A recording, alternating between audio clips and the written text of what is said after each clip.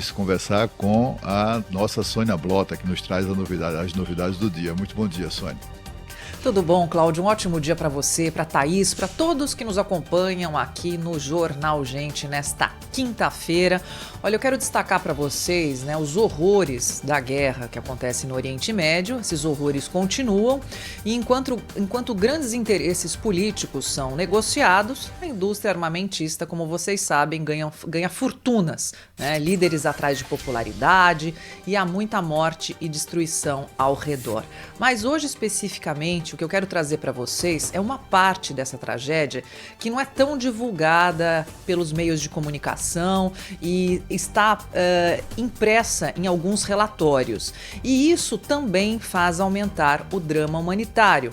Além das bombas na região, algumas entidades internacionais, como o Banco Mundial, fizeram alguns cálculos que ressaltam a desorganização econômica que essa guerra está causando nos países da região.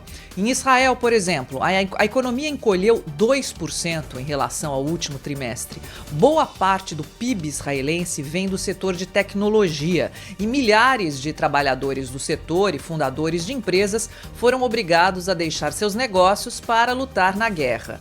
Em Israel, o desemprego aumentou de 3% para 20%. Afinal, pessoas precisam ficar em casa para cuidar de filhos após o fechamento de escolas, de famílias deslocadas para longe de seus locais de trabalho e entre outros problemas que uma guerra acarreta.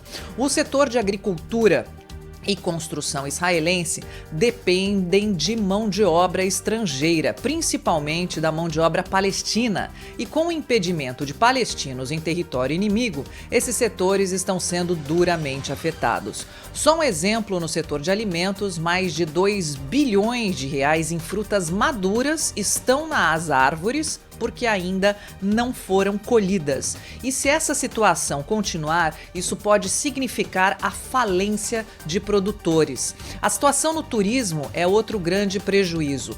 Que turista vai querer visitar essa região agora? E além de tudo isso, o Estado israelense, segundo estimativas do Banco de Israel, tem gasto 1,3 bilhões de reais, o equivalente na nossa moeda, por dia, só com as ofensivas. E o custo total pode chegar a 300 bilhões de reais. Do lado palestino, nem se fala. Uma verdadeira carnificina. E do lado material, além da destruição em massa de toda infraestrutura, como hospitais, escolas, energia, 2/3 da população está desempregada.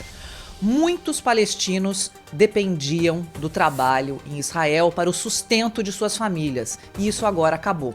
E não é só na faixa de Gaza. A Cisjordânia também sofre. A interrupção do pagamento aos trabalhadores, que era de cerca de 20 bilhões de reais por ano, foi interrompida. Isso significa quase 20% da renda do território.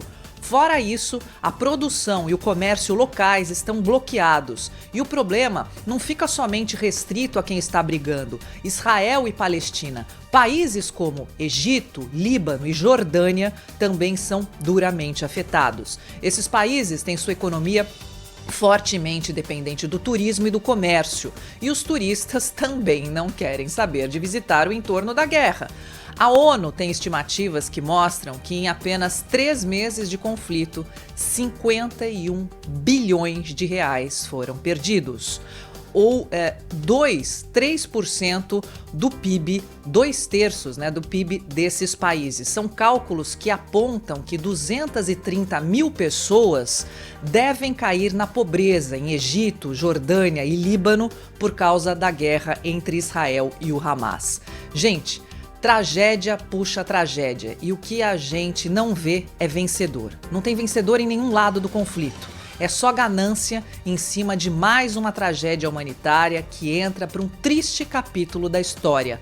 Falta juízo aos líderes mundiais para esse e para tantos outros conflitos que estão acontecendo pelo mundo, a exemplo aqui da Europa, entre Rússia e Ucrânia também. Thaís. Pois é, Sônia, você